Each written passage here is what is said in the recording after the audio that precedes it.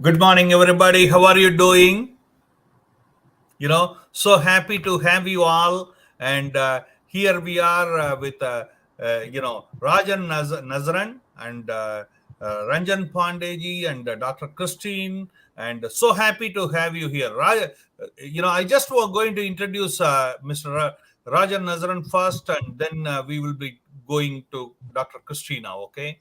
Chief explorer of the multi-award winning official platform, the Global Indian Series, over 15 years, traveled more than 60 countries, into human experience behind our perceptions of identity, taking second look at the countries our communities call home. Okay, so he has been a massive traveler, traveling from country to country to country. And right now I don't know where you are, and you had to say us, but welcome. And we are so happy to have Dr. Christine also with us. And uh, Rajan, you can take charge here. Thank you, Sandra. As always, thank you very much for inviting me on your platform. I think the work that you do is incredibly important. I know at times the conversations we agree to disagree, but I think that's the beauty of the network in which we have and the mutual respect that we have for each other. It's my pleasure to invite Dr. Christine on. Dr. Christine is a special presidential assistant for economic affairs for President Museveni in Uganda.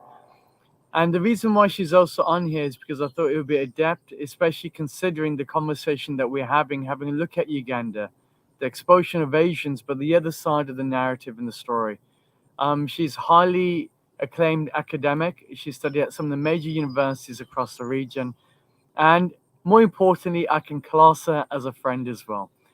So that is Dr. Christine on her side.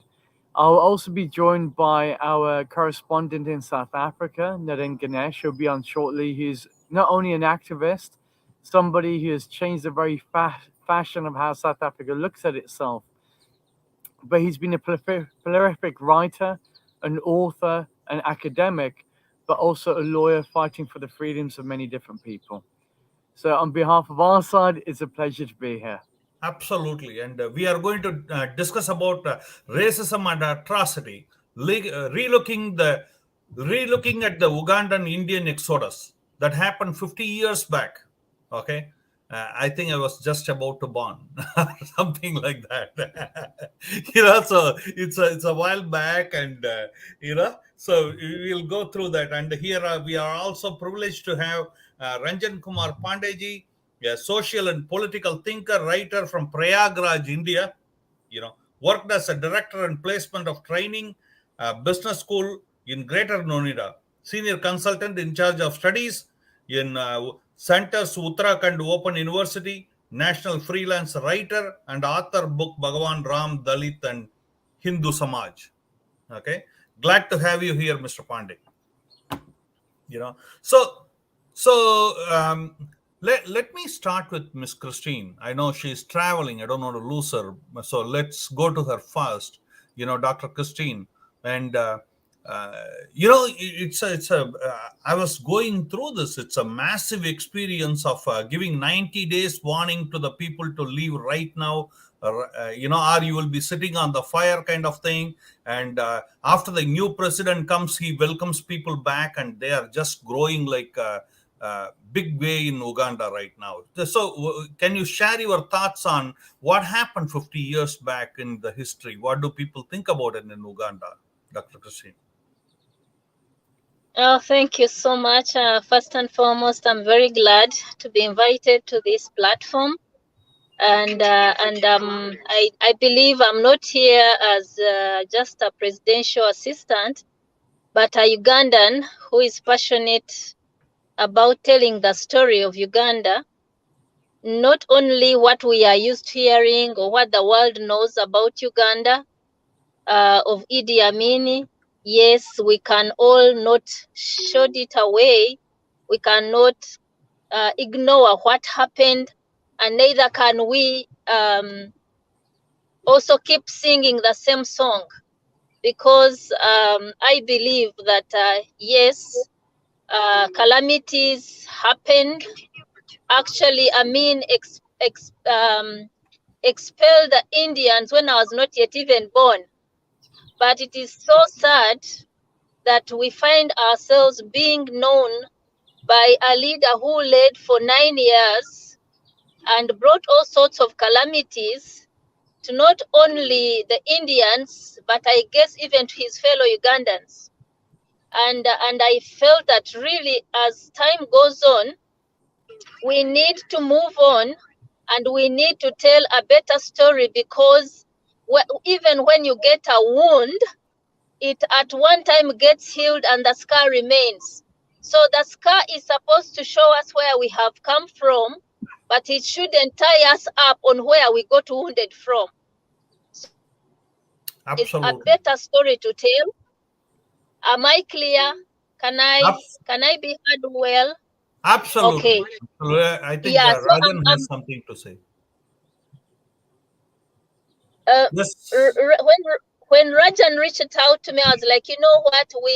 I'm glad to hear that there is a narrative that is developing, and as we talk about Africans defining their space and all other different spaces defining their space in the changing global landscape.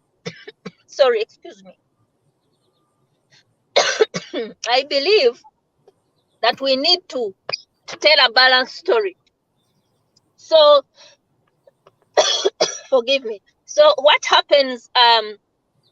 Amin was in Uganda for 9 years, and in 30 days or in 90 days, in 3 months, he turned around a whole nation, the Indian community, who had defined the backbone of Ugandan's economy. So he threw them out, and we are talking of Uganda and nowhere else to belong. And here they were, and they are thrown out in just 90 days. It's definitely painful. But most of these Indians, leave alone the lost lives, they moved on and a life was established and they are going, and we can tell and we their success stories. Absolutely. And I was wondering why aren't we hearing these successful stories of showing a different narrative that look, it happened, we were hurt, we lost our all, but now here we are and life is okay. And we can tell, especially where moving is that look, for the past 25 years, since the President Museveni came into Uganda as our president, the 25 years that the Indians were returned back to possess even their properties which they had lost. We are not hearing much of that story, of the successful story. As you are speaking, we are displaying that on the screen. Yes. You know, so I'm saying Indians were welcomed back, and the seized properties were given back, and amazing thing that we see here, if you can see this also, that the growth that happened during this regime is unbelievable. As you can see, Ugandan Asian tax revenue that increased to almost like 1% of population doing 65% of taxings that comes from the Indian community over there. But I want to say you, this is because of the current dispensation also, because of the flourishing atmosphere that has been provided also. Is that Rajanji, what will you say? I think that it's true. The thing about Uganda, when I was over there, I had the privilege of meeting with the president, and I met with all the leading business owners. Uganda's almost become a poster child for all the ills of the world, and a lot of people use it as talking about Idi Amin. But I think, as Dr. Christine is saying, I don't think it's necessarily fair, because over 500,000 Ugandans also lost their lives under this guy.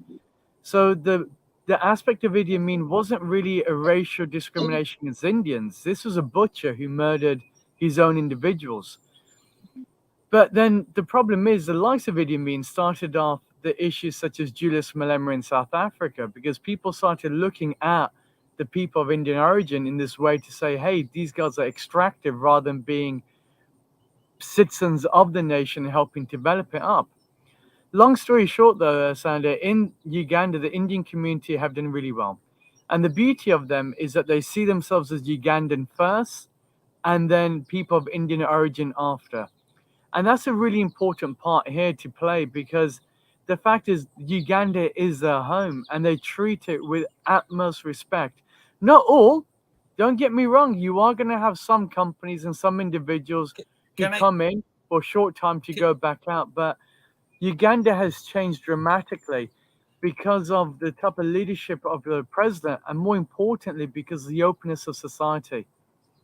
Absolutely. I have a question for you. Okay. I think probably Dr. Christine can also pitch in an answer. That is, we see this as a black and a white problem. Okay. But when I researched more, it was like, see, the one of the things what you see here, I'm trying to learn what happened 50 years back, where there was a major exodus that took place. Okay. Because we all can learn from everything.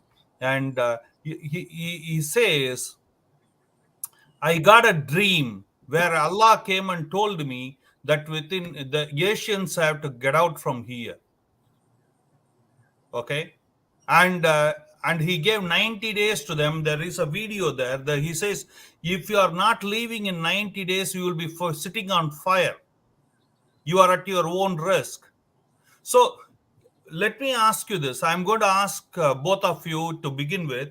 Okay, is that a black-white problem that took place 50 years back, or it was a jihad that took place?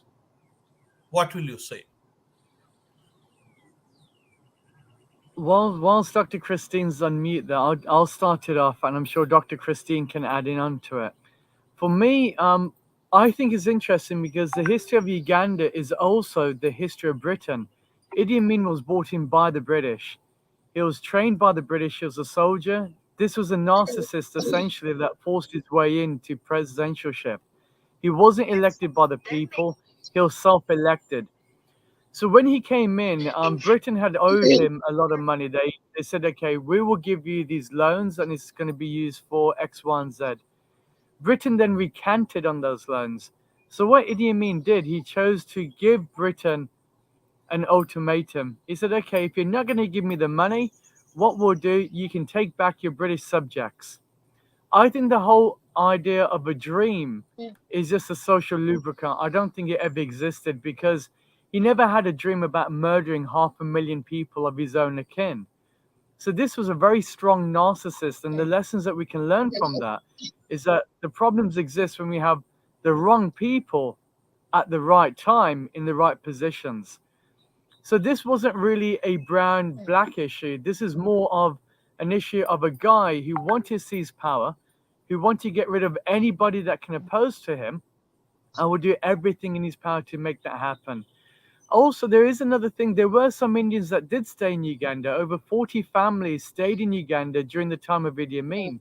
In fact, Idi Amin had an ambassador to India who was an Indian guy there in Uganda, an Ugandan Asian, who went over to India and actually got trucks that were sent over from India to Uganda. So when Idi Amin first came in to power, and to give you an idea of how the economics was, is that Idi Amin opened up and he liberalized the economy. So a lot of the Indian traders did incredibly well under that. There was no protectionism. The moment Britain didn't give him what he wanted, and there's many different stories behind it, he chose to kind of do his own economic diplomacy against Britain and said, absolutely, take your British subjects. Absolutely. So this wasn't a brown and black. You want to pitch in for a minute so that we can go to Mr. Pandey? You have any response on the question I had so that I can go to Mr. Pandey? What do you think? This was a black and white issue, or it was a jihad issue? What was it really? What happened 50 years back? You can respond. One second, Mr. Pandey. Mr. Pandey, please hold on for a minute. Yes, sir. Yes. Okay, I can thank you so much. I can say I really don't differ so much from region. I think it was more of a personal problem as an individual, because if it was black or white, he would not have met his own kins, and so many whom he really, whoever stood in his way, he finished. He got them out of the way. So I think it was more of a personal problem. Maybe some psychologists would help us and say possibly he had a psychological problem as a human being. That's the only bit I can add on that. I can say really. Absolutely. Thank you. Because when I was Mr. Pandey, when I was researching to what there was Rajan was absolutely right. There were few families who stayed in Uganda, handful of them, Yes. because he gave a clear warning with his usual laugh that if you're not getting out in 90 days, you are sitting on fire. So many escaped, just went and again, I will come to what is the problem with the Indian community over there. Also, I'm going to ask some questions on that too, because it's not only like Dr. Christine said, it's not a black and white issue. It was kind of an issue on both the ends, right? And he gave 90 days, and the people who stayed, interestingly, they were not Hindus or Sikh or Buddha or Jain. That's what our research said. No, there was Hindus, there were Sikhs. 1 second, Rajan. I'll come back to you, right? Yes, 2 minutes, yes, Dr. Pandey, Mr. Pandey.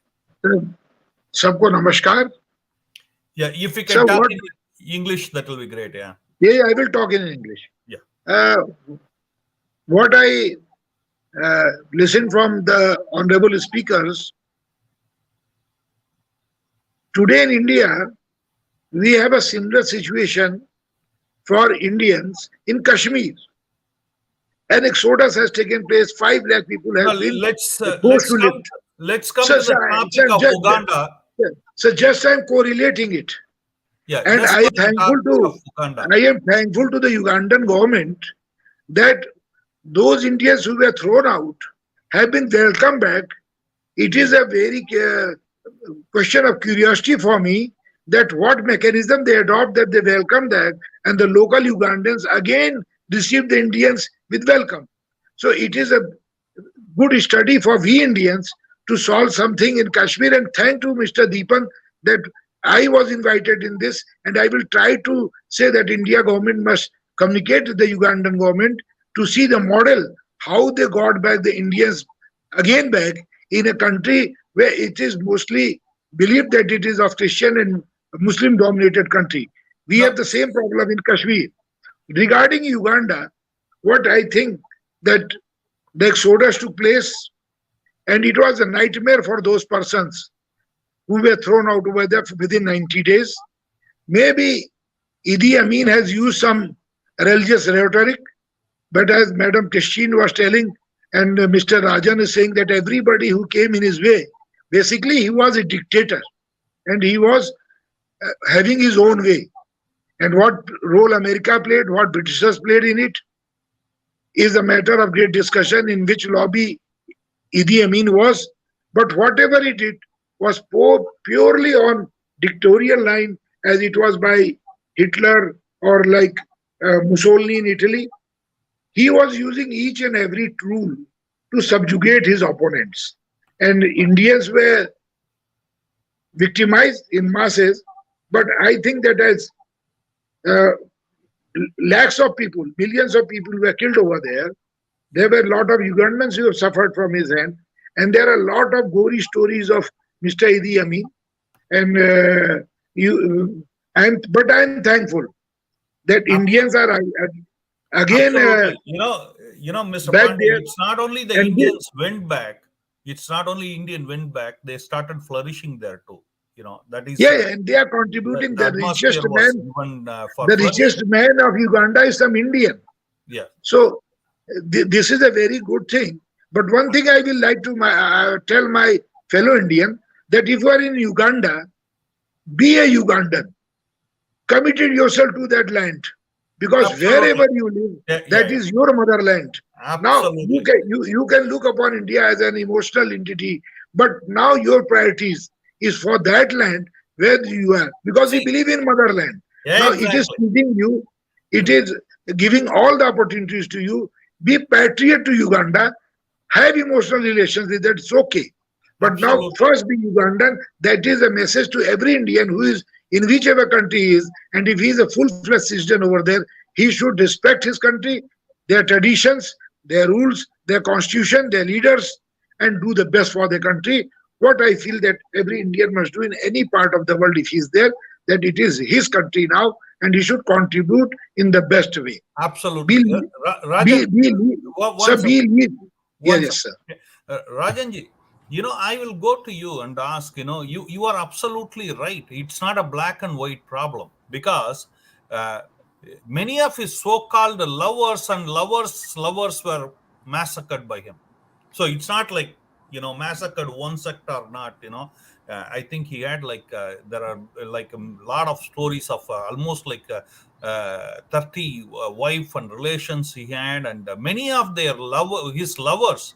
In fact, Yes, his fourth wife has been a mystery of this thing where cut down, so he had a problem. There is no question about it. And the second thing is we only talk about Indian exodus. Second thing, very important, is he did the exodus of Israelite also after The an Jews, attack, but absolutely. they were very small in number, so we don't talk about it too much.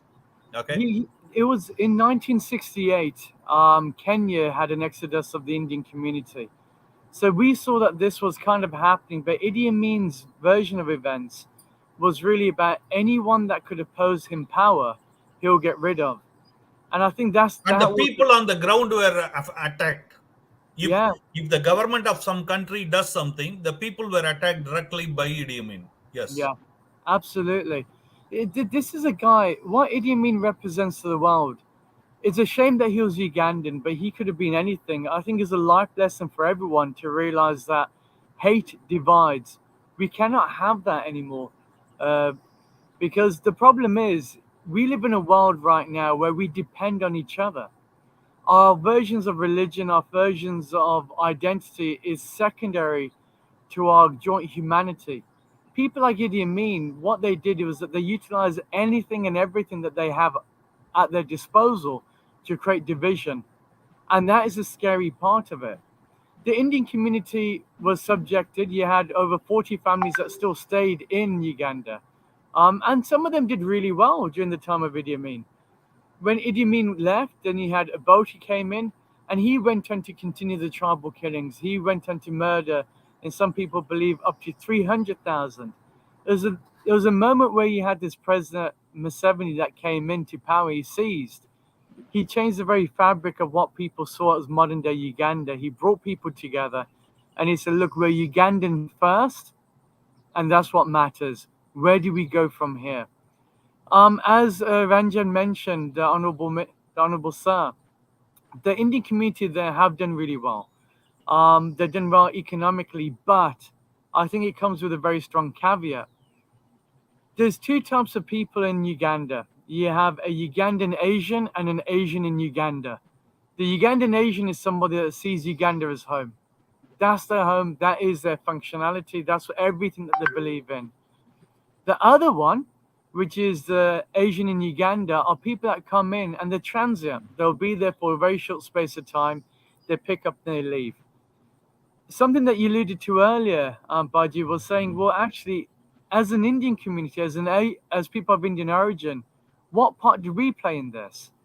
We know in countries like Malawi, for example, when I was over there, the Indian community are always seen as being outsiders. We're seen as people who don't connect as strong as we should do, and we're not really part of the social fabric. I don't think that's necessarily correct.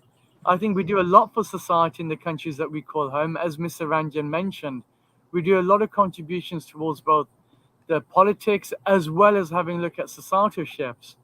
But I think we also need to do more in terms of making sure that we connect locally with the communities there to ensure that these problems never exist. Absolutely. Rajanji, I have a question for you and Miss Christine. Okay. See, many time. Okay, let me ask you this straightforward because you are facing a problem in. I will love to hear from you all in putting this in perspective. Many time Indians, okay, even though we have a lot in common, they don't mix too much with the blacks. They think very close to the whites. Is that been a problem too? Because maybe, whatever the elite culture they were ruled under, or whatever, their loyalty more lies with with let's talk racism, let's talk it in open, okay? You know what I mean? So So it's a skin color we are talking about, and I'll start with Dr. Christine before she drops off or anything, because she's traveling, okay? That's why. Okay, so what do you think, Dr. Christine? You are on mute. Sorry. Oh, sorry. Are you saying about having clickism, or I wouldn't want to call it racism per se, especially in Uganda. But I think we have this issue of everyone minding his business. But also we know that, which is, I think, a social thing, that the social classes somehow they have their spaces. And so I wouldn't say that really there is racism in terms of color, but I guess there's racism in terms of classes. The rich will keep to their spaces as the rich, and the poor will definitely gravitate to their level of the poor. I think that is a social phenomenon. You cannot force it.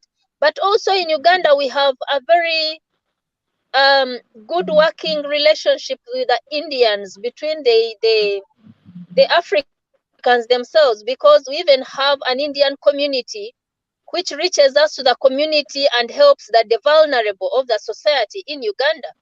And their contribution is very, very, very felt on the ground.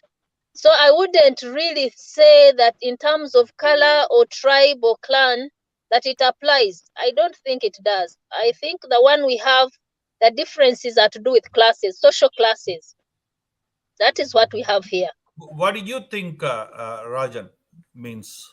I Is absolutely there agree. we talk about racism from the other side. Why not we look at ourselves? Are No, we people racist too? no, you've got a very valid point. I think, as Dr. Christine eloquently said, I think it's a class divide.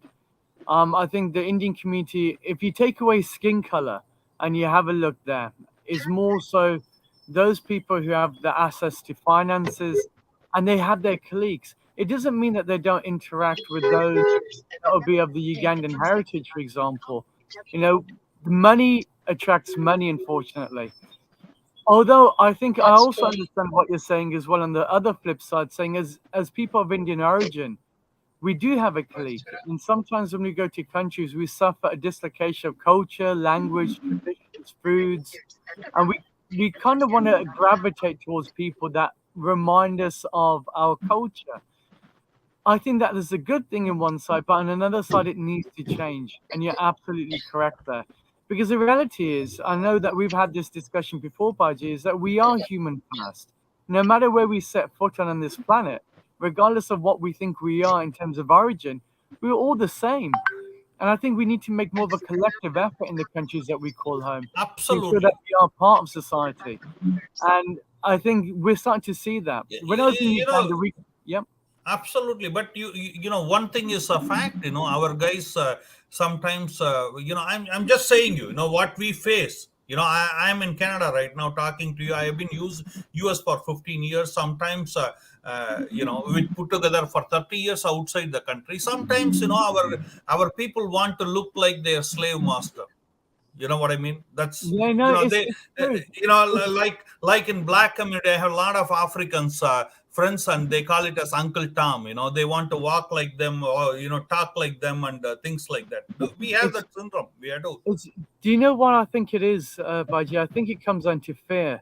I think when you have migrant communities that are away from home, you become fearful. The moment you allow fear to dictate who you are, you start to act in a very irrational way. You try and fit in and you try and become the top part of society. Those are the real problems. The biggest pandemic that we're ever going to face is not COVID, is nothing like that. It's actually fear. Because fear is what divides people. Idi Amin's a great example of that. What he did is went to the extreme. Through fear, he got rid of people, he got rid of the Jewish community, he got rid of the Asian community. He murdered brutally over 500,000 of his own community. This is the idiocy of what it means to be a human being at times. I think so. The problem that we face as a community is, one, there's a lot of fear. I think secondly, you are right. You look at the instances in Fiji, you have a look at what happened in South Africa last year.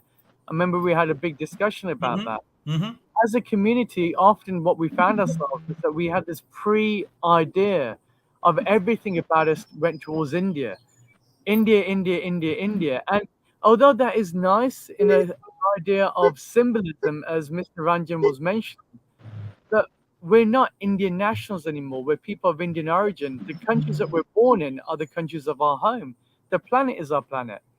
And so now what we have to start doing is, rather than looking purely at India, we need to look at each other and say, it's not a question of India. It's a question of, how do I feel in the country that I'm called home? How am I seen in the country that I call home? And what am I prepared to do to change that? Absolutely. Let me go to Dr. Pandey. What do you think, sir? What, my question regarding Sir, what I feel regarding all these talks which I'm listening from you all, there's a basic problem in our Indian society. That is, we are deeply connected to the institution of family. And we have got our own custom, manner, ceremonies and all these things.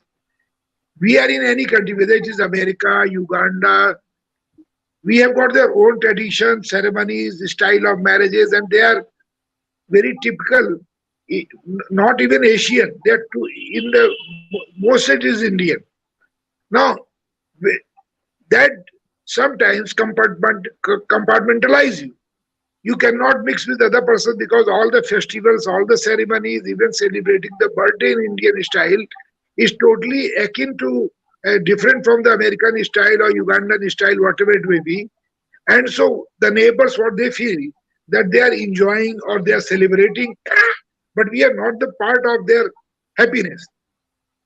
Number one, Indian people who were whether they are in India abroad, they save money. And their manner of saving, depositing in banks, develop them economically in such a way that many times it feels that they are looting or plundering our country. There are some cheating also. And there are many business people in India as well as maybe in Uganda, that they would have swindled money from here and there. It makes a very bad image in India as well as Uganda also. And sometimes it looks like that they are now in our country and they are looting us. But basic thing is that the habit of saving money. Even an old woman in our family, if you run in an economic trouble, she will have a small tin box and she can bring out few thousand rupees that I have saved it gradually. Today now it is a time of crisis, Corona crisis. I have got this money. I have seen in many families, many times our grandmother in our family have done this, that from her box saved out a few thousand rupees. We were surprised that from where did she got this money. So they have got the habit of saving. The middle class saving habit in India is very strong, and that helps them a lot in other countries also. So, and then there are Marwadis and Agrawals, Jains, they are very expert in business. What suggestion I can give that in Uganda, some of the best business schools of India should go there in partnership with the local Ugandan government and Indians, and teach them the best mode of business which Ugandan nationals can pick up from the Indian, like people like Ambani model, Birla model, Tata model. These are the models which people in Africa and Uganda must learn, that how a country which was slave for 200 years have developed in a way of business in our country. What are the tricks, what are the education, and what is the method of trade? That is India and Uganda can come in. Absolutely. But you know what, when we find, okay, why I brought this racism question, because it is there. Okay, let's face it. Whether we want to, you had to face the elephant in the room, right? Because, okay. But what I found during my journey outside, I know you people have traveled a lot more, is we have more common with the black community, really. Pandeyji was talking about close-knit family, and these things are African traditions too. It's not anything this thing, but any which way, what we can learn from this now, Indian community is flourishing, with the new leadership in Uganda. So let's go to the positive things that is happening, and let's move on. I think what we can learn, I think Uganda offers a life lesson for the planet to learn from. Is saying, despite the fact that we had this hiccup of an incident where you have someone like Idi Amin that came in for 8 brief years. Yeah, for 8 brief years, but who murdered people, who segregated people, who used the idea of national identity to skin color. And this is the real else, because we hear the remembrance of this across places like the Caribbean, where people in Guyana are saying Idi Amin was a pinnacle of hope for Pan-Africanism. You hear this happening in places like South Africa through Julius Malema. But least we forget, Idi Amin did not represent Africans. He represented himself and is showcased by that. But I think the world can learn a lot by going to Uganda and saying, well, how did you create peace? What did you do? Because the fact that you had a head of state that came in, and despite all the economic woes, despite all the fractured society, he managed to bring people together and say, this is now what national identity is. I think the world needs to know more about that. I think countries like the US can learn a lot from Uganda. Well, and I also think countries like the UK can learn a lot from Uganda, especially with the refugee crisis that we have. One thing's really important. And one more thing I will add over what you are saying. Okay, India can learn a lot more too from what Pandit said. And the second thing is, even in that time, India sent a threat to Idi Amin, saying, "Oh, if you do like this, we will come and take care of you," kind of thing. Then they disappeared from in the back form. I think the problem is we look at countries through the eyes of the governments of those countries. We don't look at the countries through the populations of those countries. And there's two very succinct differences. We cannot look at a country through only its head of state, because what that does, that changes every 5 years, 10 years, or whatever it is. And that's hence where the problems are. We need to start looking at countries beyond the flag and say, well, what defines that country? What makes that country a unique identity?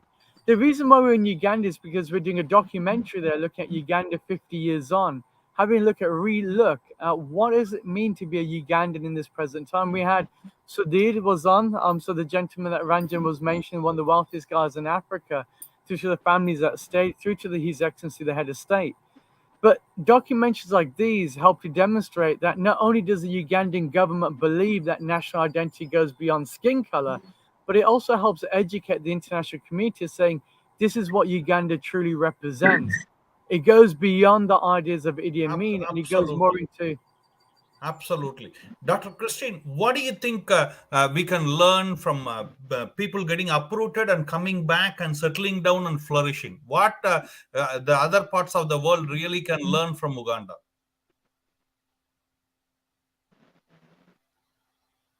Barring this 8, I think she's frozen. Yeah, she's there. Yeah, barring this 8 so-called the brief years, Indians had a pretty good run. Or anybody else for that matter. So we cannot go back and dig into it all the time. We can learn from it. So what we can learn from it, Dr. Christine? Okay, I think she is not hearing. Okay, we'll go to Mr. Pandey. Sir, we must move on. And I am very thankful and surprised that those people were uprooted due to apathy or something. One person ego. Yes, due to some because of skin color or something like that, or due to some religion. But the best part of Ugandan society, which I am seeing and learning from you all, that they have now taken those people back, and the very same society from which they were thrown out, that same society is accepting them back. Absolutely. It is a big eye opener to us. Because in any country there are exodus in any part of the world, but what is the experience that once people are thrown out, they are never accepted back. But Ugandan society has got such a good a positive thing that we Indians must see that how they have accepted the Indians. This thing can happen in any country. Within the country also, there are exodus from this part of the country to that country if country is very big. So we have got a very good model to learn from Uganda, that how the Indians who were once forced to leave the country are being accepted by the very same society, descendants of the society, forgetting each and everything. And now every Indian who is there must contribute and be very positive for the society of Uganda, economic development of Uganda. They must follow their own tradition, culture, religion, and everything. But try to see that the fellow Ugandans who are the son of the soil over there, and they should also be a partner in the success. Absolutely. Partnership with God, and then partnership with the local people with whom you are living. That is called Absolutely. Vasudhaiva Kutumbakam. When we say that the whole world is our family, we should make each and every our neighbor, our society, our state, our family. This Absolutely. what Okay. Indians can do. Rajanji, to finish it off, Pandeji is absolutely right. For the people to get uprooted, and then you bring them back and see the statistics. 1% of the people contribute for almost like 65% of the tax revenue today in Uganda. This not only says about the people and their hard work. It talks about the government and its atmosphere given to the people for doing without fear, right? What do Yeah, you say, what we I, can learn from it? I think Uganda should be a lesson for the world, and I think that the history of Uganda should be taught in schools across the planet. Of saying how does a country who went through this really bad patch learn how to repair, rebuild, and rebrand itself? The fact that Absolutely. you had those murders that happened, and Absolutely. now in present day society, those families are together and they're saying we need compassion. These are the life lessons that make the world spin. I think on the other side, the Asian community that's there, as Mr. Ranjan mentioned, they need to do more as well. There's a great saying that if the wealthy do not share their riches, the poor will share their poverty.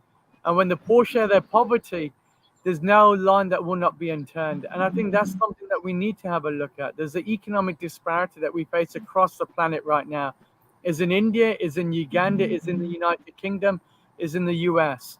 I think those are the Absolutely. big things that we need to deal with to say, do we only stick to our cliques or do we do what's best for the world, the planet, and for all sentient beings on here?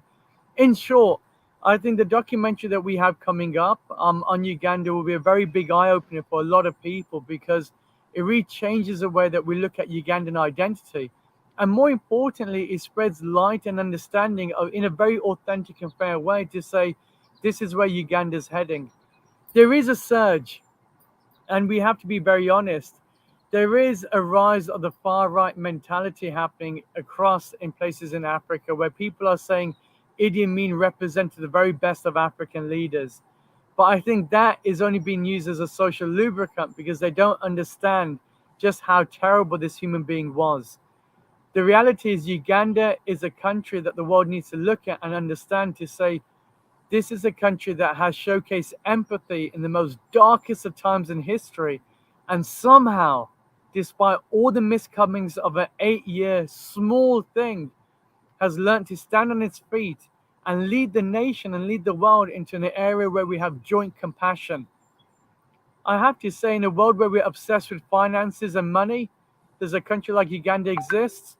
It's a country that is best for everybody, you know? Absolutely. Let's go to Dr. Christine to have a final word on it. Okay. What Uganda can teach the people? I don't know, you heard my question or you got dropped at the time, so I'll repeat it. If you can take yourself off the mute. The people got uprooted, then they are being welcomed back, and now there is a great atmosphere for them to flourish and grow. This is incredible for everybody to learn. What will you say about this, Dr. Christine? What other The, parts of the world can learn the from it? um, I think she's traveling and getting on and off, I guess. Yes. Then Yeah, go ahead. We are able to hear you. Mhm.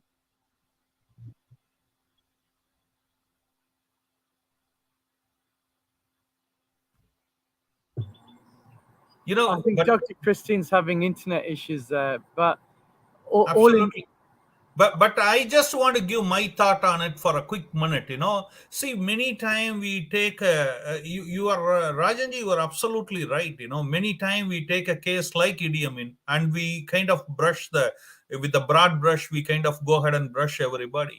Here is a man. Not only he was cruel, yeah, he gave 90 days ultimatum to the people to leave, and all those things are great. See here, his fourth wife, you cannot say that she didn't he was she was not in love with him or anything like that. So what atrocities he did to his own people, his own family members, says you one thing: these people cannot be taken as an example, and you cannot judge the whole community with that.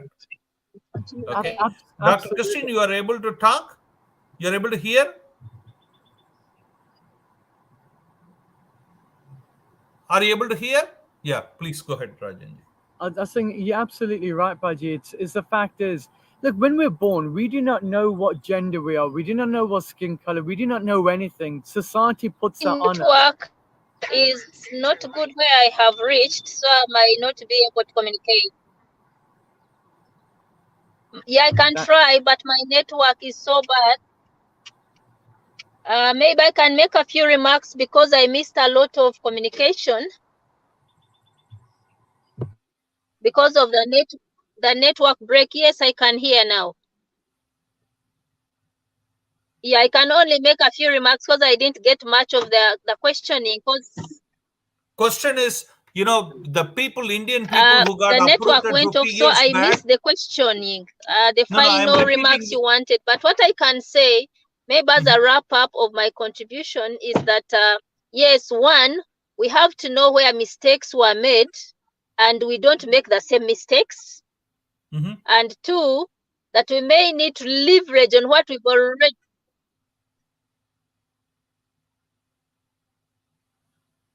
We lost you again. Okay. Let's go to final words from The Rajanji, and we will. network is bad. Uh-huh. It's Yeah, poor here. no problem.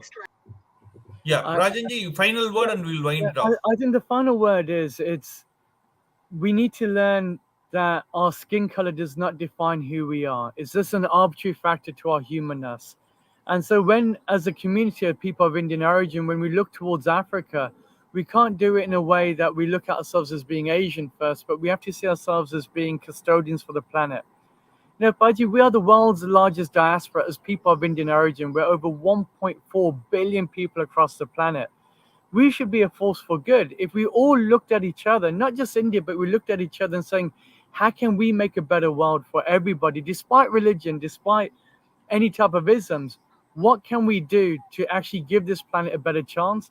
The world wouldn't have the problems that it has right now. We wouldn't be having the likes of division that we're facing. So Absolutely. as our own community, we need to do more. We need to look at each other. We need to speak openly and honestly. Like you said, we need to confront our own ideas of racism. And Mhm. more importantly, we need to go out there and act without fear or favor. Absolutely. For Uganda as a whole, the life lessons are there for everybody. And it's a life lesson for even families.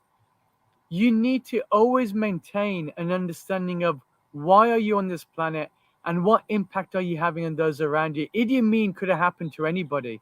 He could have been born in India and he could have created great discomfort there. He could have been born in China. He could have been born in the US.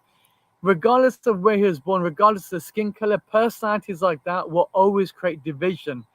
Our job as people from now on is that unless we stand up against injustice, unless we look at injustice in the eye and say enough is enough, we may face the consequences of another Idi Amin in the future. We can learn a lot from Uganda. We have to make sure that the stories that we remember are positive for the fact that we say never again. My final thoughts about one thing that has been happening is this. This year, We celebrate 100 years that the Asian community have called Uganda home. We celebrate 25 years since President Museveni invited the refugees back. But we also have a look at 60 years in which the country now has been an independent country, and 50 years since Idi Amin did what he did. In the UK, in Canada, in the US, there's going to be loads of events talking about Asian Ugandans 50 years ago were expelled. This, to me, I have a big issue with, because what they're doing is open up these wounds of hate and contempt, because we left with our lives, Baji. The Indian Ugandan community, I think there's only 2 cases of people that were killed, but they may have lost their buildings, they may have lost their businesses, but they left with their lives. Those people who stayed, they paid the ultimate sacrifice. They were murdered.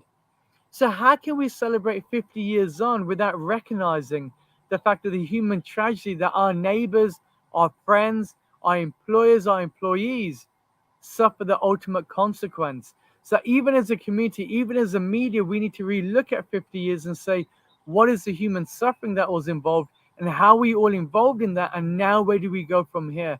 Otherwise, I personally believe that if nothing changes, and if all the communities start doing these 50-year events in a way to remember the negative but celebrate how well we've done as a community, we will sow the seeds of division that will bring up to rise the next Idi Amin the next 25 years. Absolutely. That's what the problems are. That is a great way to finish it up. I am saying, you folks, what, so excited to be here. Thank you, Rajanji. Thank you, Dr. Christine. Thank you to Dr. Pandey. And, what an interesting conversation. And we will make it happen. A prosperous world all together. And thank you to you. I know this is a huge labor of love for you. Every week you do your conversations, and to put together a panel like this and to do the amount of research that you do, it just showcases the dedication that you have for the work. So on my side, on behalf of the Global Indian, thank you. You know what? This is what we are up to. I know that many of the things you and me don't agree, but that's okay. We still can be friends, and we still can have conversation. Absolutely, and that's the beauty of it, Baji, is the fact that even if we have disagreements on the technicalities or the content or stuff, it's the fact that it's human behavior that we can still speak, and we still have, and that is the beauty. And I think that's why I truly respect you as well. I think you're such a wonderful human being. Thank you. You are a great friend also. Okay. Have a great time, and we will make it happen. Hare Krishna. Absolutely. Take care. Bye for now.